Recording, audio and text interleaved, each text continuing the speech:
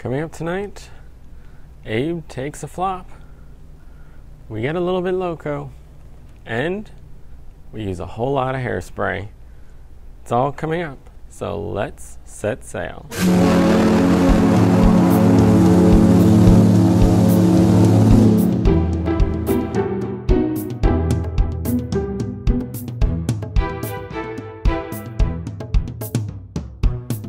Welcome to day 3 of the cruise view from onboard the Symphony of the Seas. Today was Monday, December 3rd, 2018, and it was the second of our 2 sea days as we make our way down to the Kirkiles for this voyage. Our noontime location was roughly 20 degrees and 49 minutes north by 67 degrees and 33 minutes west. As I mentioned yesterday, we are not expected to see a whole lot of cruise ships on this sailing. We saw one cargo ship this afternoon. That was all I've spotted in the past 24 hours. I did not spend too much time out on the decks, but in the time I was out there, that was the only thing I saw. Our weather for today, we had a sunrise this morning at 6:06 a.m. and this evening we had a beautiful sunset at 4:34 p.m. It's hard to tell, but it looked like it might have even been raining in that sunset tonight. The high for today was 80 degrees, so a nice warm day as we've had for the past week and a half. And we had partly cloudy skies. There were some moments of blue sunshine and other moments of dark clouds. We even had one passing sprinkle. Right around noon today, I was in the cabin, looked out on the boardwalk, and you could just see the rain coming down. And as I went out on the balcony, it was nice and dry on the balcony, but up on the sports deck as well as down in the boardwalk, everybody was running for cover. So we did have one shower, and as far as I know, that is the only shower that we had for the entire day. It is a little bit windy out there. We had 15-knot winds during the day. Not sure what they currently are, but it sounds like they might be a little bit higher. And we've had fairly mild seas throughout the day. Nothing too major, but this evening we can definitely feel a bit more rocking in the ship, and as the day has gone on, we've been hearing more and more of the hull slaps, so the seas are definitely getting a little bit rougher out there. She is a big ship though, so we're not feeling too much from that, but you can definitely tell there is some movement right now. So going into our compass for today with the second sea day, we of course had a couple things going on today. We had at 12:30 the belly flop competition held up in the sports pool hosted by Abe Hughes, and that got pretty good turnout. It was a little bit of a struggle at the beginning to get people to participate, but once it got going, it seemed like there were plenty of people that wanted to come out and watch, even if not many wanted to participate in it. This afternoon, I then went and did a couple of the sports deck items. I did the zip line, as well as first time the sailing the Ultimate Abyss. Zipline, of course, has been around since the Oasis of the Seas, while the Ultimate Abyss was first introduced on the Harmony of the Seas 2 years ago, and is now on both Harmony and Symphony, and rumored to be added to both Oasis and Allure during their next dry docks. If you're not familiar with the Ultimate Abyss, it is a dry slide that takes guests all the way from up on the sports deck on deck number 16 down to the boardwalk on deck number 8. So a huge drop of 8 floors all the way down to there. Since it is a dry slide, you don't need a bathing suit, you don't need anything, but you cannot have anything around your neck. You pretty much can't have anything with you, just yourself and anything that might be in your pockets. You get on a raft and you go down the slide to the bottom. You really can't leave stuff at the top. They have a little area where you can set stuff aside, but you then have to go all the way back up to the top in order to retrieve that at the end. So that filled up the afternoon then, and tonight for our menu, our third menu of the sailing, we had another main dining room visit. Yesterday, of course, we went to the Windjammer because that was the day 2 menu. Today was a casual day in the main dining room. And for me, for my starter, I went with the baked potato soup, which was absolutely delicious. I then went with the beef stroganoff, which I've had many times before. First had it on the Independence of the Seas, and it was incredible on there. It was a special item at lunch for a Crown and Anchor event. I've had it on a few other ships since then, once it was added to the dinner menu, but tonight, for the first time, they served it over spaghetti. Typically it has been served with a side of rice that you can mix together. This is the first time I've seen them serve it with pasta, and that definitely made the dish a bit better than the rice one. In addition to the beef stroganoff, I also went with the lasagna al forno, a classic lasagna that I've gotten on many sailings, and pretty much what we've seen on other sailings, nothing better or worse than the other ships. And for dessert, I went with a traditional English trifle. In addition to those items, they did have a couple new items. They had a coconut cake as well as a jerk chicken that has never been served on this ship before. I'm not sure when those menus were introduced in other ships, but at least for the Symphony of the Seas, this was the first night that either of those two items was served to guests and produced in the kitchen. So those were new for this sailing. It is the third sailing of the Symphony of the Seas. Not sure if this is new to the fleet this week or relatively recently, but I'm surprised if it isn't brand new that it wasn't introduced on that first U.S. sailing. She is only on her third U.S. sailing. Perhaps they've just been transitioning some of those European items over to American ones. But in either case, there were some new items today. Maybe we'll see a few more new items throughout the rest of this sailing. Following dinner then, over here behind me in the Royal Theater was the 8:30 showing of Hairspray. As I mentioned last night, I did catch the last roughly 45 minutes of the show, half of the show. Tonight I saw the full thing for my official ticketed event. And for that, I was seated in the third row of the theater, which was an absolutely beautiful spot to see the show from. The cast is right in front of you. You can see everything perfectly clear. In the Royal Theater, there are a lot of great seats. My old favorite has always been first row of the balcony. Lately, I've been liking the first row of the lower balcony. But for some shows, like these Broadway shows, it is an incredible sight to see in that front area where you can truly see all the cast members, see their faces, the reactions, all the details of their performances, and really get the full effect and impact of what's going on that stage. With Hairspray, this is a show that was on the Oasis of the Seas. It was on the Oasis when she set sail back in 2009. It lasted about 5 years until her first dry dock, and then it was removed and replaced with a new show. I believe it was Cats that replaced it at the time. But now, roughly 9 years later, it has been brought back to the Royal Caribbean Fleet on board the Symphony of the Seas, but this time it is not the same show as Oasis. This is a show that was adapted by Nick Weir, and that of course means it has all the Nick Weir flair to it. The visuals, the technology, all the extra elements that he adds to everything is introduced in Hairspray. And with that, the most incredible part of this show really is the set design of it. The acting is always incredible in all these Royal Caribbean shows, but the set design in this show has been taken to a level that we have not seen before. A lot of it seems to be related to the LED screen in the back. We first saw the full-size LED screen added with the Quantum of the Seas, and it was an impressive sight to see on that ship. It was brought into Harmony of the Seas, Anthem of the Seas, Ovation I'm sure has it as well. But on Symphony, it is at a whole nother level. The quality of that screen is like nothing on those other ships. The levels of black and light that they can pull off with that screen is a completely different ball game, and it allows them to not just use it to show pictures, but to actually use it for sets. So there can be an area of the screen that is used as a backdrop for one small section of the stage, while the rest of the screen is left completely black.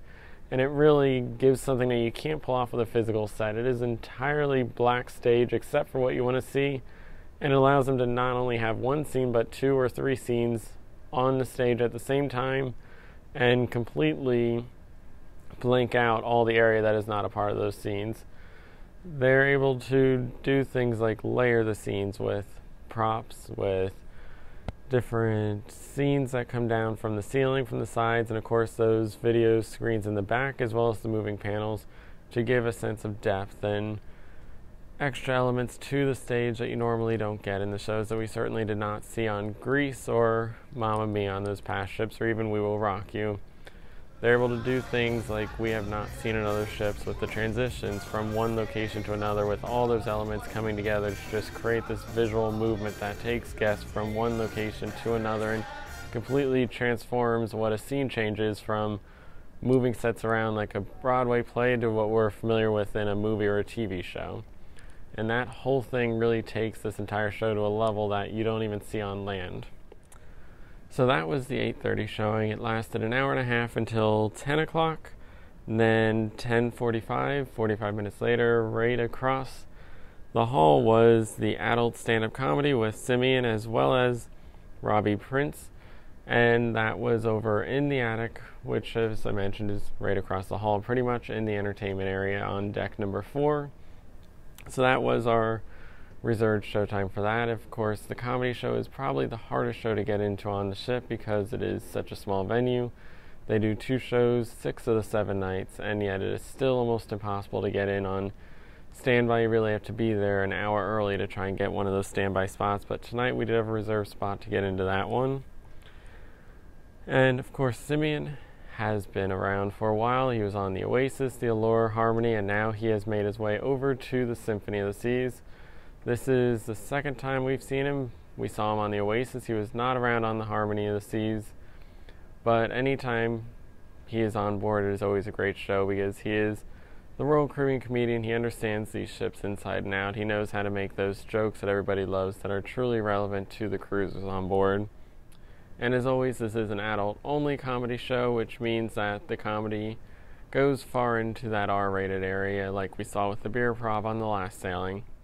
That was true of Robbie, Printz as well, whose comedy style definitely skewed into the mature side, and overall, with everything in the comedy club, it is a very different experience from what you have in the Royal Theater with traditional comedy shows. It is much more interactive, close-up, a very personalized experience, more of that traditional New York underground comedy club style than the big production show style headliners that we've seen of comedians in the past.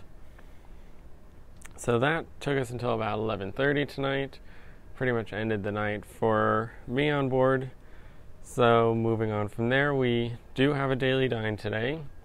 We're going to take a look at Loco Fresh, which is the new venue up on the pool deck area, right in between the pool deck and the sports deck, that replaced, if you're on the Harmony of the Seas, what was referred to as mini bites back then, or on the Oasis and Allure, they had the Wipeout Cafe up in that location. So Loco Fresh is a different venue than those, with more of a Mexican flair than the traditional ones, but it does still have that same breakfast spread that we're used to in the old venues.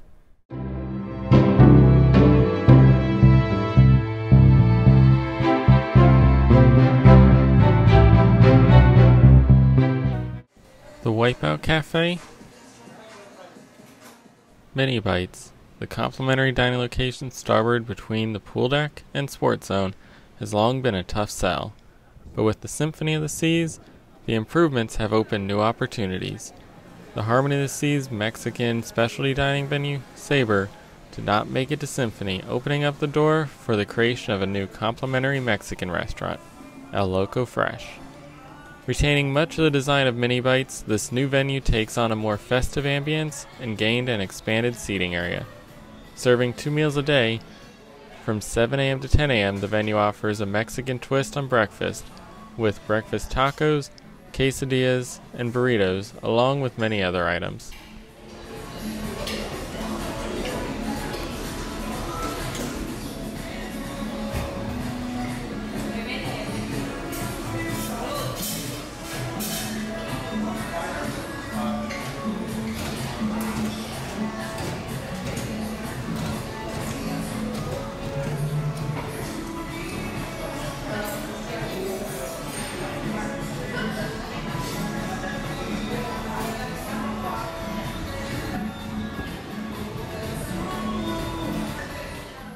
Then, from noon until 5:45 p.m., the venue takes on a more authentic Mexican style, offering traditional quesadillas, burritos, along with taco shells, a variety of meats, and Mexican sides such as rice and beans.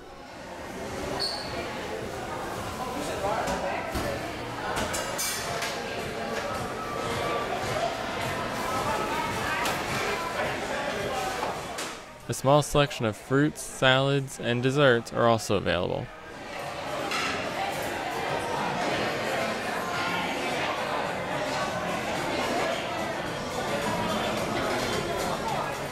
The condiment bar, with a large selection of toppings including a variety of spicy sauces, highlights the offerings.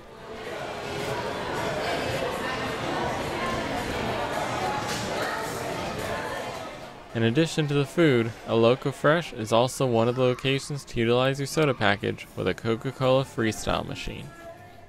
So that was the venue that I actually had lunch at today, and it was absolutely delicious. It is definitely a nice new addition to the Royal Caribbean fleet, and one that will hopefully go to a bunch of other areas. Similar to the Park Cafe, it is very good, fresh-made food prepared pretty much individually. Even the quesadillas were being prepared, heated up, and cooked right there and laid directly out. It was not just tons of food sitting around like a traditional buffet, but it definitely had the speed and efficiency of the buffet. So hopefully this will get carried over to some other ships. It is a nice, very customized Mexican-style venue, and there are not very many of those specialized complimentary venues. Most of them are very broad, generic venues like the Park Cafe or the Windjammer. But when you do have these specialized venues, they are typically at an extra fee, and a Loco Fresh is a complimentary venue. So then, bringing things back around to the Royal Theater, tonight we have another interview, this time with the star of Hairspray. The tonight's show was done by cast number 2 of the Symphony of the Seas, but cast number 1, the original cast, is still on board. They're the ones doing flight right now, and I got to sit down with the original star of Hairspray on board the Symphony of the Seas, Kaitlyn Louise Smith. Don't make me wait one more moment. So I'm gonna shake and shimmy with all of my might today. You can't stop. Round 4, he'll ask me for my hand and then. So today I am joined by Kaitlyn, who plays Tracy Turnblad in the show Hairspray on board. Thanks for joining me. Of course, thanks for having me. Could you provide a little bit of background on yourself? Yeah, so I started out as a dancer. So I started dancing at the young age of 3, and I sort of immediately got bit by the musical theater bug. I always loved telling stories through dance, and I was dancing competitively when I was younger, and then I started singing lessons, and I realized, like at the age of 8, that I wanted to move to New York City and pretty much do the whole shebang. And so my goal at the age of 8 was to be on Broadway, and making my steps in that direction. But yeah, I started out as a dancer and then sort of worked my way through all the different forms. So what was your first exposure to Hairspray? Yeah, so funny enough, when I went to New York for the first time when I was in about 4th grade, I saw the poster everywhere, and I became immediately curious about what it was, and I really wanted to see the show. And my mom's like, you're too young, because she didn't entirely know, but she knew the movie from John Waters, and she knew it, John Waters can be a little risque. So she did let me see it when I was younger. But then I did a dance actually to Mama, I'm a Big Girl Now, which is one of the show's numbers. And it's with Tracy, Penny, and Amber, who are all the young female leads. And I played Tracy in this dance, and I immediately fell in love with the show, and I found the soundtrack through that. And I was singing along with it from a very young age. And then the movie came out, of course. And so when the movie came out, I already was in love with Zac Efron. So, it was kismet ever since. So it's a role that I've always been dying to play. I remember singing I Can Hear the Bells like in the shower as like a 10-year-old, and being, so excited to see not only such a strong leading lady, but an unusual leading lady that was a dancer that didn't look like every other dancer that I had seen. And it really paralleled my life in so many ways as a young dancer wanting to sort of fit the mold. So, yeah. So how did you end up joining with Royal Caribbean? Yeah, so I auditioned for the show in New York City. I got an appointment through my agent. And, it's really hard because it's an open call in New York. And so it's really hard to get seen because there's, hundreds and hundreds of people that come. So I was lucky enough to have an appointment and get seen for the role of Tracy. And originally you literally went in and it was like 8 bars of Good Morning Baltimore because there was so many people. So I literally sang, you know, a very short snippet of Good Morning Baltimore. They had me come back, and it all worked out. But I had always sort of thought that I never was going to work for a cruise ship. But what I love about Royal and what they do and the work they produce is the fact that they're doing, you know, Broadway musicals. And not only are they doing them, but they're doing them really well. And they put the time and the money and the creative energy towards producing really amazing musicals. Yeah. So for anyone that is not familiar with Hairspray, could you give a little concept of the show? Yeah, so it's set in the 1960s, early 1960s. Obviously a really pinnacle time in the U.S. It's set in Baltimore, Maryland. And we see it through the eyes of this teenager, Tracy, who I play. And she's unlike anyone else. She sees Baltimore as this beautiful, wonderful place. And obviously in the 1960s, Baltimore, Maryland had a lot of issues. And it's, you know, it's the original concept of Hairspray is from the film by John Waters. And it really adds, it's that grotesque, like wonderful, you know, quality of John Waters where it's outlandish, but so colorful and interesting, and the best piece of musical theater because it's has amazing material. There's so many fun songs that you can sing and dance along with, but also the comedy in it is hilarious, and you have all those funny characters. Especially one of my favorites is Edna, who plays Tracy's mom. She, you know, the original character was Divine in the movie. And it's always played by a man in drag, and I think it's just absolutely it's a crowd favorite. Yeah. But so Tracy, she pretty much is this young, passionate girl who wants to make a difference. She has this love for dance, and that's expressed through this show that she watches, which is the Corny Collins show, which is very much a take on like the American Bandstand that, you know, that was happening in the 1960s, where the kids were watching TV and it was all these kids dancing together. Yeah.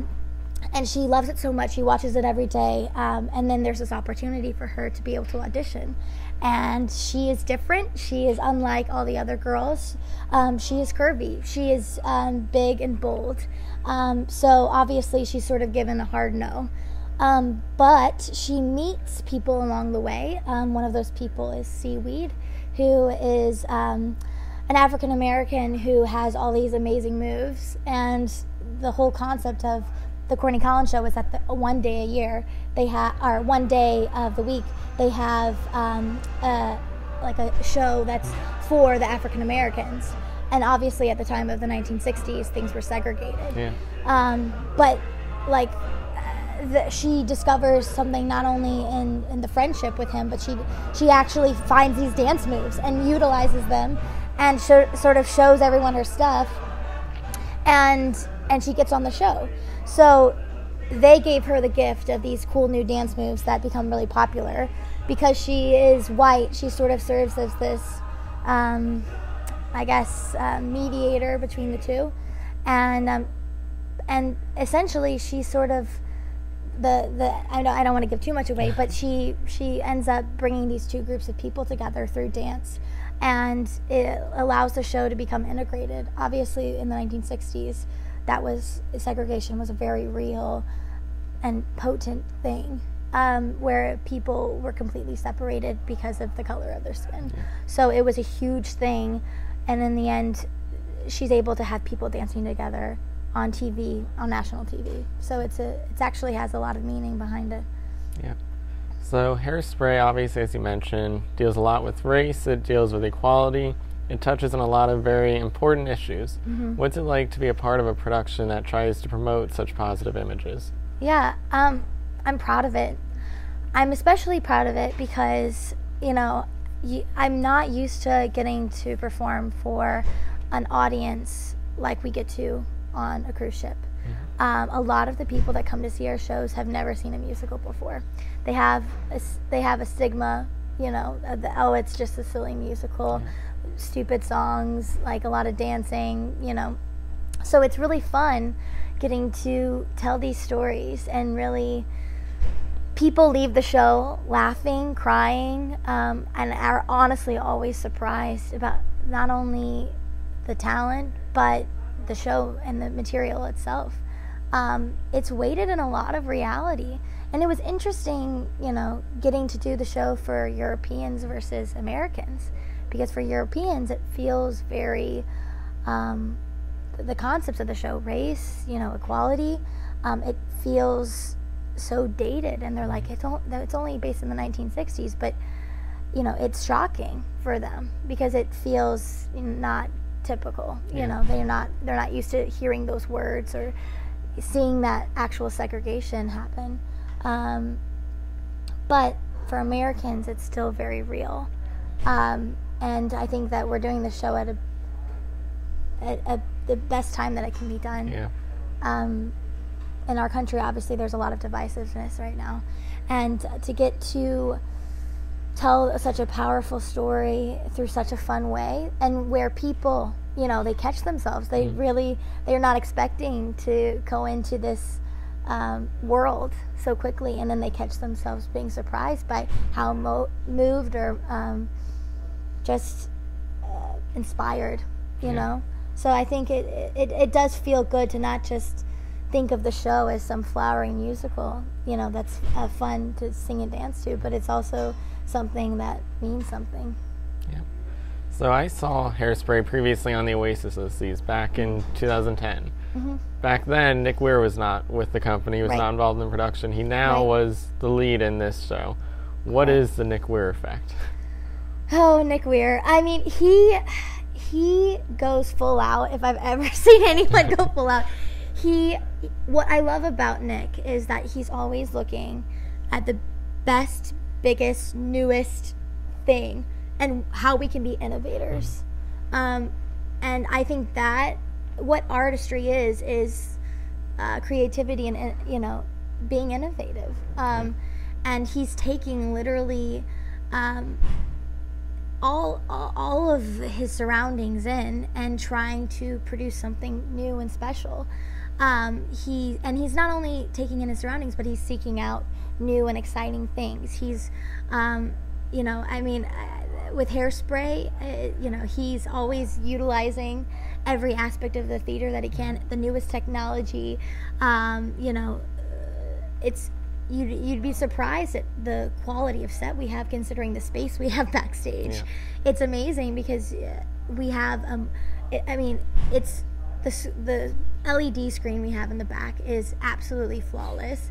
I don't really know exactly how much it cost, but it was obviously expensive, you know, and it's utilized so well because you're able to make a set look okay or fine into an entire world by the use of videography and the use of the graphic design, and it's really cool to see it being utilized in that way. And I think it's just amazing technology. But he's doing that in every single show for entertainment, and he's finding a way to put his, you know, imprint some way or another in every single show. So Nick Weir loves to make people fly no matter what show it is. Has he managed to do that with Hairspray? Yeah, so I mean, a part of the, you know, original concept of the show was, you know, we're going to try to utilize all the amazing things that the theater gives us. And that's all of the pits. We have 3 pits that move. We have another back pit that moves up and down. And of course, flying, which is what, you know, Royal is so known for, is having aerials in all of their production shows. And so even in Hairspray, where there's definitely nothing calls for the script and having anyone fly in the show, there are multiple moments that people are flying in. I mean, there are bells that literally fly in from the ceiling during I Can Hear the Bells. Like, never has there been a production of Hairspray like that. I can assure you, never. Yeah. And then, of course, I don't want to give too much away, but I make a very grand entrance. It's sort of known that, Tracy always, like, in the very beginning, she wakes up and then gets out of bed because she's saying good morning Baltimore, right?